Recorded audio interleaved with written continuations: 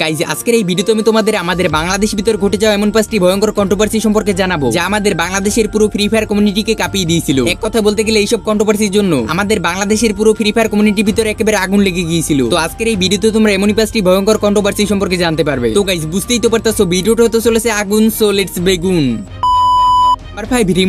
Guys তোমরা কম বেশি remove কে সবাই চেনো, কারণ গাইস গত 5-6 মাস আগে তাকে নিয়ে কিন্তু আমাদের বাংলাদেশের ফ্রি ফায়ার কমিউনিটি পুরো একেবারে আগুন হয়ে গেছিল। তো আমি তোমাদের কন্ট্রোভার্সির একেবারে প্রথম থেকেই বলি, এই রিমুভ কিন্তু প্রথম দিকে একজন টিকটকার ছিল, যেখানে সে তার প্রতিনিয়ত পিসি গেম প্লে কিন্তু আপলোড করতো টিকটকের ভিতরে, আর বিশেষ করে তার আইডির ভিতরে সে চ্যালেঞ্জ টাইপের ভিডিওগুলো আপলোড করতো। কিন্তু গাইস যেখানে রিমুভ একটা ভুল করে ফেলে, তার দু একটা ভিডিওতে সে একটু ক্রিঞ্জ টাইপের ব্যবহার করে ফেলে। এরপরই তাকে ছোট বড় রোস্টার তাকে রোস্ট করা শুরু করে। এর পরবর্তীতে তার নামে এলিগেশন উঠে যে সে তার পিসির ভিতরে হ্যাক লাগিয়ে গেম প্লে করে। অনেকে তাকে একেবারে শক্ত প্রমাণ নিয়ে কিন্তু এক্সপোজ করে দিয়েছিল। চলো এখন প্যানেলের টপিকটা নিয়ে কথা বলা যাক। ও যে প্যানেল ইউজার, চলো তোমাদের এটার প্রমাণ দেই। আমি কমিউনিটিতে পোস্ট করার পরে অনেকেই ওর গেম প্লের ভিডিও আমাকে সেন্ড করছে, যার মধ্যে তোমাদেরকে একটা ভিডিও দেখাই।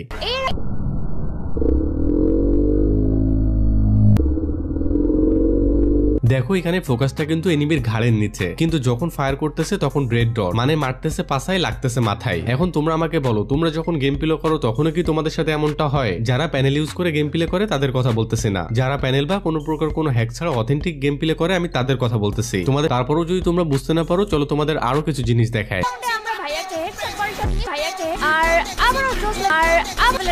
তোমরা ওর এই গেম প্লেটার ফায়ার বাটনের দিকে একটু লক্ষ্য করো। ফায়ার বাটন উপরের দিকে ড্র্যাগ করতেছে না নিচের দিকে টানতেছে, তারপরেও দেখো হেডশট লাগতেছে। মানে ফায়ার বাটন উপর বা নিচ যেই দিকে টানুক সেই দিকেই হেডশট। যাও তোমরা এখন গেমে ঢুকে ফায়ার বাটন নিচের দিকে টেনে একটু হেডশট মারার চেষ্টা করো, দেখো হয় কি। জীবনেও ভাই এটা সম্ভব না, তুমি পারবা না যদি তুমি প্যানেল বা হ্যাক ইউজ না করো। অডিয়েন্সরা অনেকেই কিন্তু বিশ্বাস করতে পারেনি, এর জন্য তাকে লাইভে পিসি চেক দেওয়ার জন্য ডাকা হয় এবং সে ওই লাইভের ভিতরে চলেও আসে। এবং ওই লাইভ স্ট্রিমের টাইম ছিল কিন্তু 2 ঘন্টা, আর ওই 2 ঘন্টার ভিতরে একজন পিসি এক্সপার্টকে নিয়ে এসে রিমুভ এর পিসি চেক দেওয়া হয়। প্রথম দিকে তার পিসির ভিতরে কোনো কিছু পাওয়াই যায়নি, বাট পরবর্তীতে জানা যায় যে তার পিসির ভিতরে কয়েকদিন আগে সে উইন্ডোজ মেরেছিল। গাইস আমি তোমাদের সেই লাইভ স্ট্রিমের একটু ক্লিপ দেখাই, তাহলে তোমরা পুরো ঘটনাটা বুঝতে পারবে। ভাই লাইভ স্ট্রিমটা দেখান চকলেট ভাই, লাইভ স্ট্রিমে ঢোকেন। আরে ভাই সবাই কন্ট্রোভার্সি শুরু হইছে কবে? আমার এডিটর এক সেকেন্ড চুপ থাক। ভাই চকলেট ভাই ইয়েতে ঢোকেন, লাইভ স্ট্রিমে ঢোকেন, মানে ইয়েতে ঢোকেন, স্ক্রিন শেয়ারে ঢোকেন। চকলেট ভাই কন্ট্রোভার্সিটা শুরু হইছে কবে সাকিব? আমি দেখাই দিচ্ছি। উইন্ডোজ 10 মারাইছে রিসেন্ট, একদম রিসেন্ট। কতদিন আগে রিসেন্ট এই যে ডেট দেওয়াই আছে ভাই, ডেটটা দেখো। আমি কন্ট্রোভার্সি কাহিনী এটা আমি আপনাদেরকে প্রপারলি বলছি। এটা উইন্ডোজটা মারাইছে কবে? এটা হচ্ছে যে আপনার 27 তারিখে মারছে, মানে নভেম্বরের 27 তারিখে, বুঝতে পারছেন? মানে বলতে গেলে এরপরে তাকে হ্যান্ডক্যাম দিয়ে কিন্তু গেম প্লে করতে বলা হয়, কিন্তু সে হ্যান্ডক্যাম দিতে রাজি না। অবশ্যই চাপাই দিব না, কেউ চাপাই দিচ্ছে দিবে না। যদি না করতে চায় তাহলে লাইভ স্ট্রিম এখানে ক্লোজ, যদি না করতে চায় লাইভ স্ট্রিম এখানে ক্লোজ। হ্যাঁ রিমুভ বলো না। আচ্ছা আপনারা কি আমার হ্যান্ডক্যাম ছাড়া কি গেম প্লে দেখবেন? পসিবল না এটা, মানে কিভাবে বিশ্বাস করবে সবাই যদি তুমি গেম প্লে করতে? এক সেকেন্ড ভাই, সবার কথা বলার কোনো মানে নাই, জাস্ট খালি কথা শুনেন। হবে তাহলে কিছু করার নাই, আপনারা যা খুশি তাই করেন। গাইস তোমরা যারা পিসি সম্পর্কে একেবারে ভালোভাবে জানো, পিসির ভিতরে উইন্ডোজ দিলে কিন্তু পিসি একেবারে নতুনের মতন হয়ে যায়। আগের উইন্ডোজের ভিতরে তোমরা কি কি ইউজ করছিলে সেগুলো কিন্তু সবগুলোই কিন্তু ডিলিট হয়ে যায়, এমনকি তোমরা যেগুলো ডাউনলোড করছিলে এবং ডিলিট ডাটাগুলো কিন্তু সবগুলোই ডিলিট হয়ে যায়। এখানে যেহেতু গাইস সে হ্যান্ডক্যাম দিতে রাজি না, তো সেহেতু গাইস অনেকেই বলে যে সে হ্যাক ইউজ করে গেম প্লে করতেছে, যার জন্য সে পিসি চেক দেওয়ার আগেই কিন্তু উইন্ডোজ মেরে দিয়েছে। তো এখানে গাইস লাইভটা শেষ করে দেওয়া হয়েছে। তো এখানে গাইস বাকিটা তোমাদের মতামত, তোমাদের কি মনে হয় রিমুভ প্যানেল ইউজ করে গেম প্লে করে নাকি সে একজন ফেয়ার প্লেয়ার? গাইস আমি কিন্তু এখানে কারোর উপর এলিগেশন দিচ্ছি না, যা সত্যি আমি সেটাই তোমাদের সামনে তুলে ধরছি। আর গাইস এই কন্ট্রোভার্সির ভিতরে কিন্তু আরো 2 জনের কন্ট্রোভার্সি হয়ে গেছিল, যা আমি মাঝখানে স্কিপ করে গেছি, কারণ গাইস এক ভিডিওতে কিন্তু সব কভার করা পসিবল না। আমাদের গেমের ভিতরে চলে আসছে কিন্তু পোকার এমপি40। তো তোমাদের পোকার এমপি40 বের করতে কিন্তু অবশ্যই তোমাদের ডায়মন্ডের দরকার। তো তোমরা যারা কম দামে মান্থলি উইকলি কিনতে চাও, তারা চাইলে গাইস ভিজিট করতে পারো কিন্তু পাগলা বাজারে, যেখানে গাইস মান্থলি উইকলি থেকে শুরু করে কিন্তু সব ডায়মন্ডই তোমরা একেবারে রিজনেবল প্রাইসে পেয়ে যাবে। তো দেরি করছো কি গাইস, আমার এই ভিডিওর পিন কমেন্ট থেকে এখনই ভিজিট করো পাগলা বাজারে। তারপর এমনিক্স গাইস তোমরা তো কম বেশি আমাদের বাংলাদেশি ইলিজেনকে সবাই চেনো, খুবই কম সময়ের মধ্যে পপুলার হয়ে যাওয়া একজন প্লেয়ার। পপুলার হয়ে যাওয়ার কারণও ছিল প্রথম দিকে ইলিজেনকে কেউ চিনতো না, যারা মূলত বেশিরভাগ টিকটক ইউজ করতো তারাই শুধুমাত্র চিনতো। আমরা বেশিরভাগ মানুষই চিনতে পেরেছি তাকে কিন্তু কাবুবের ভিডিও থেকে। কাবুবাই তাকে নিয়ে কিন্তু 2-3টা ভিডিও তৈরি করছিল, যেখানে গাইস তার মারাত্মক লেভেলের গেম প্লে দেখিয়েছিল। গাইস চলো, চলো চলো চলতে হবে না, অলরেডি এই পাশ থেকে গাইস মানে দারুণ একটা শট দেখতে পাইছি। বলতে পারো কাব্য ভাই তাকে প্রমোট করে দিয়েছিল, যার জন্য গাইস আমরা কম বেশি তাকে সবাই চিনতে পেরেছি। এরপরে গাইস তার উপর এলিগেশন ওঠে যে সে স্ক্যামার, মানুষ এটাকে স্ক্যাম করে, প্যানেল ইউজ করে, গেম প্লে করে। এই নিয়ে গাইস তোমরা ইউটিউবে সার্চ দিলে কিন্তু অনেকগুলো ভিডিও পেয়ে যাবে, যেখানে গাইস তোমরা দেখতে পারবে কম বেশি কিন্তু সব প্লেয়ারই তাকে এক্সপোজ করেছে, এমনকি বড় বড় রোস্টারও তাকে রোস্ট করেছে। এরপরে গাইস তার মোবাইল চেক দেওয়ার জন্য তাকে লাইভে ডাকা হয়, কিন্তু গাইস এখানেই ঘটে যায় আসল ঘটনা। তাকে নিয়ে গাইস একটা না মোট 3টা লাইভ স্ট্রিম করা হয়েছিল, বাট গাইস ওই সময় সে বিভিন্ন ধরনের অজুহাত দেখিয়েছিল। আর গাইস বাকিটি আমি আর বললাম না, তোমরা এই অ্যাডভান্স ভাইয়ের মুখ থেকে শুনে নাও। চান্স দিছি, একটা মানুষের চান্স কয়বার দেওয়া যায়? First chance. অ্যাডভান্স ভাই তাহলে কি প্রমাণ হয়ে গেল? কারণ M1NX স্বীকার করে নিছে যে ও হ্যাকার, কারণ আসে নাই ভাই। আমরা 1 ঘন্টা প্রায় ওয়েট করতেছি, এখনো আসে নাই, তার মানে স্বীকার করে নিছে ও হ্যাকার। আমি অফিশিয়ালি অ্যানাউন্স করে দিলাম মাদার চিৎ একটা হ্যাকার। সাহস থাকলে আই, যদি এরকম এই নিয়ে বলে যে হে আমাদেরকে ডাকছে, আমরা যাই নাই, মাদার চিৎ জায়গা তো দিলে না, কোন জায়গায় আসবো? একদম যদি লেজেন্ড প্লেয়ার হইতো, যেখানে খুশি যেই চিপাই হোক, পৃথিবীর যেই চিপাই হোক, এই চিপাই আইসা প্রমাণ করে যেত, দেখো আমি এমন, আমার এত হ্যাডাম। আমি অফিশিয়ালি অ্যানাউন্স করে দিলাম মাদার একটা বাটপার বন্ড চুতিয়া নুনুলেস চিলেস। তারপরে কি বলে 2 নাম্বার হ্যাকার যদি না হইতো ভাই তাহলে অবশ্যই লাইভে আসতো। অবশ্যই সেকেন্ড চান্স, মানে কোনো গালাগালি হইব না, যদি একটা গালাগালি হবে ভিডিওতে লাল পান এভাবে। তারপরে হ্যান্ড ক্যামটা দেখবো কিভাবে? এইভাবে চলে তো হ্যান্ড ক্যামটা দেখতে পারবো না। আরে হ্যান্ড ক্যাম দেখবো, হ্যান্ড ক্যাম তোমার হাতের খেলা। হ্যান্ড ক্যাম দেখবো, হ্যান্ড ক্যাম। তা এখন ভাই লাইটেড কারেন্ট কিছু আছে? এই কারণ মোবাইল আজকে বলতে তোমার কারেন্ট আসুক, আজকে বাদ কারেন্ট আসুক তখন দেখবো না। Third chance. হ্যাঁ ঠিক আছে, আমি করতেছি মেন অফ করে এত কথা বলতেছি, পাবলিক আমাকে বলতেছে আনসাবস্ক্রাইব ডাউন বয়কট অ্যাডভান্স গেমে। কি রে কি কথা তোরা? নেট মেরে দিছি, নেট মেরে দিছি। এখন আমি পাবলিক থেকে বলতেছি, তোমাদের এখন অপিনিয়ন দাও, আমরা কি অ্যাড দেখবো, এগুলো আর চেক দিব নাকি চলে আসবো?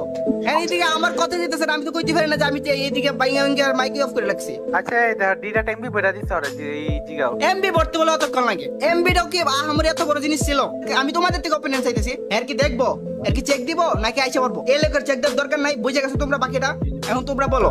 এটাই হয়েছিল গাইস ওই লাইভ স্ট্রিমের ভিতরে, কিন্তু পরবর্তীতে সে যে স্ক্যাম করেছিল এটা একেবারে ভুল বের হয়েছিল, তার নামে মূলত অনেক মানুষ স্ক্যাম করেছে। তারপরে কি এই কন্ট্রোভার্সিটা এখানে এন্ড হয়ে যায়। নাম্বার 3 আলিফ গেমিং। গাইস তোমরা কিন্তু কম বেশি আলিফ গেমিং কে সবাই চেনো, কারণ সে বাংলাদেশ ওপেনের রেসকর্ডমেট হওয়ার পাশাপাশি বাংলাদেশের ওয়ান অফ দ্য বেস্ট একজন পিসি স্নাইপার প্লেয়ার। ভয়ঙ্কর লেভেলের গেম প্লে দিয়ে কিন্তু বড় বড় টুর্নামেন্টে কিন্তু তাক লাগিয়ে দিয়েছে। আর গাইস এরকম ভাবে নরমালি ঠিকঠাকই ছিল, বাট গাইস হঠাৎ করেই সানাবস নামে একজন ফেসবুক গার্লস স্ট্রিমার তার নামে এলিগেশন আনে যে সে পিসির ভিতরে হ্যাক ইউজ করে গেম প্লে করে। আলিফ ভাই যে সুন্দর স্নাইপার দেয়, উনাদের কাভার দেয়, না হলে এতটা সম্ভব না উনাদের মানে যাওয়া। হ্যাঁ ওইটাই, একটা পিসি থাকলে অনেক ব্যাকআপ পাওয়া যায়। পিসিতে অনেক কিছু জানোই তো, থাক বললাম না। আমি টাকা ওয়েস্ট করি না, মাসে 5-6 হাজার টাকা দিয়ে পেইড কোনো কিছু ইউজ করে প্রো হওয়ার থেকে না হওয়াই ভালো। এইসব নাম দিয়ে কি হতো ভাই? চার সাপোর্টার সে হচ্ছে একটা প্যানেল ইউজার নিয়ে খেলে, তারপর তো সে পারে না সেটা। পরে গাইস বিভিন্ন রোস্টাররা তাকে রোস্ট করা শুরু করে যে আসলে কি আলিফ গেমিং হ্যাক ইউজ করে গেম প্লে করে। গাইস আমাদের বাংলাদেশের ভিতরে বাংলাদেশ ওপেনের টিমটা কিন্তু বাংলাদেশের সবথেকে জনপ্রিয় একটা টিম, যেহেতু গাইস তাদের টিমের উপর এলিগেশন উঠছে, তার জন্য এখানে গাইস সবাই কিন্তু তাকে নিয়ে এখানে ভিডিও বানানো শুরু করে। এরপরে তাকে লাইভে নিয়ে এসে কিন্তু তার পিসি চেক দেওয়া হয় এবং পরবর্তীতে তার পিসির ভিতরে কোনো কিছুই পাওয়া যায়নি। ডিলিট করতে, ঠিক আছে, ওটা কিন্তু একটা লিস্ট এই জায়গায়। আচ্ছা কি ডিলিট করতে কইতে থাক। client.exe then sdxhelper.exe VPN delete করছ নাকি একটু দেখো তো। ওয়াইফাই ভিপিএন লাগে না। লাইভে গাইস তার পিসি চেক দেওয়ার পরেও অ্যাডভান্স গেমিং তার পিসি চেক দেয়, গাইস সেখানেও কিন্তু কোনো প্রকার প্যানেল বা কোনো কিছু পাওয়া যায়নি। এর পরবর্তীতে প্রমাণিত হয় যে সে একেবারে কিন্তু ফেয়ার প্লেয়ার। আর গাইস এই কন্ট্রোভার্সিটা কিন্তু এখানেই শেষ হয়ে যায়। বাট রোস্টেড গেমিং এবং যারা গেমিং, গাইস তোমরা কিন্তু সবাই তাদেরকে চেনো। বাংলাদেশের একসময় জনপ্রিয় ইউটিউবার ছিল মূলত তারাই। তারা গাইস বেশি পপুলার ছিল তাদের প্র্যাঙ্ক ভিডিওর জন্য। কি আজব এই যে ম্যাজিক দেখছেন, এটা কি করলেন? রিভাইভ করেন আমাকে। আরে আচ্ছা আপনি সেই 3 ম্যাজিক্যাল ওয়ার্ডটা বলেন, তাহলে রিভাইভ দিব, না হলে দিব না। আরে কি আজীব মানুষ তো, প্রথম দেখাতেই এমন করে। আপনি আমাকে রিভাইভ করেন, নাহলে কিন্তু আমি মারাই যাব। আচ্ছা মরে যান তাহলে। আই লাভ ইউ বলেন। না বুঝি আই লাভ ইউ। আমি জন্য গাইস তাদের অনেকে রোস্ট করেছে। পরবর্তীতে তারা এরকম ভিডিও কিন্তু বানানো বন্ধ করে দেয়। আর গাইস এই ভিডিও দেখে কিন্তু অনেকেই ভাবতো তারা দুইজনে গার্লফ্রেন্ড বয়ফ্রেন্ড। গাইস ওই সময় তারা দুজন গার্লফ্রেন্ড বয়ফ্রেন্ড ছিল নাকি আমি তা জানি না, বাট তার 2-1 বছর পরে হঠাৎ করেই রোস্টেড গেমিং এবং যারা গেমিং দুজনেই কিন্তু একসাথে ভিডিও বানানো বন্ধ করে দেয়। এর জন্য গাইস তাদের ফ্যান বেজও কিন্তু আলাদা হয়ে যায়। আর গাইস বেশিরভাগ অডিয়েন্সরাই জানতো যে যারা গেমিং এবং রোস্টেড গেমিং এর ভিতরে একটা ভালো সম্পর্ক ছিল এবং তারা দুজনে গার্লফ্রেন্ড বয়ফ্রেন্ড ছিল, কিন্তু গাইস তাদের মধ্যে যে ব্রেকআপ হয়ে গিয়েছিল তা তারা অডিয়েন্সদের কিন্তু জানায়নি। এর জন্য গাইস যারা গেমিং এর অডিয়েন্সরা রোস্টেড গেমিং কি খারাপ ভাবে এবং রোস্টেড গেমিং এর অডিয়েন্সরা যারা গেমিং কি খারাপ ভাবে, এভাবে দুইজনের ফ্যান বেজ আলাদা হয়ে যায়। কিন্তু রিসেন্টলি 11 মাস আগের একটা ভিডিওতে রোস্টেড গেমিং তার অডিয়েন্সদের একেবারে ক্লিয়ার করে দেয় যে তাদের মধ্যে একটা সম্পর্ক ছিল, কিন্তু তাদের মধ্যে একটা ঝগড়া হয়ে যাওয়ার কারণে তারা দুজনেই কিন্তু আলাদা হয়ে যায়। রোস্টেড গেমিং তার অডিয়েন্সদের বলে দেয় যে যারা গেমিং কে হেট না দেওয়ার জন্য। আর গাইস এরপরে যারা গেমিং এই ভিডিওর একটা রিপ্লে ভিডিও তৈরি করে যেখানে গাইস সে তার অডিয়েন্সদের একেবারে সম্পূর্ণ সবকিছু ক্লিয়ার করে দেয় এবং তার অডিয়েন্সদের বলে রোস্টেড গেমিং কে হেট না দেওয়ার জন্য। আর গাইস তোমরা যে ভাবতে টিজি আর নীরজ তার বয়ফ্রেন্ড, এটাও গাইস সে কিন্তু ওই ভিডিওতে ক্লিয়ার করে দেয় একেবারে টিজি আর নীরজ কিন্তু তার শুধুমাত্র একজন ভালো ফ্রেন্ড। আর এজ এ কন্টেন্ট ক্রিয়েটর হিসেবে আমি অনেকের সাথে ভিডিও বানাই, শুধু আমি কেন সব কন্টেন্ট ক্রিয়েটররা কিন্তু অনেকের সাথে ভিডিও বানাই। তার মানে এটা তো হয়ে যায় না যে ওদের মধ্যে কিছু চলতেছে, ওদের মধ্যে চক্কর আছে বা ওরা গার্লফ্রেন্ড বয়ফ্রেন্ড। আমি যার সাথে ভিডিও বানাই তোমরা ওকে আমার বয়ফ্রেন্ড বানাই দাও। আর তাদের মধ্যে সব থেকে বেশি নাম যেটা ওটা আসে সেটা হচ্ছে নীরাজের। নীরাজ আমার অনেক ভালো একটা ফ্রেন্ড, আমরা সবাই মিলে কাজ করি, তো আমরা সবাই ভালো একটা ফ্রেন্ড হব না? এর মানে এটা নয় যে নীরাজ আমার বয়ফ্রেন্ড হয়ে গেল। গাইস তারা দুজনেই মূলত চায়নি যে তাদের এখানে পার্সোনাল লাইফের কোনো কথাই জন্য এখানে অনলাইনে না আসে, বাট গাইস তোমাদের এত রিকোয়েস্টের জন্য তাদের সম্পূর্ণ ঘটনাটা এখানে এক্সপ্লেইন করে বলে যাতে করে এখানে তোমরা কেউ কেউ ভুল না বোঝো।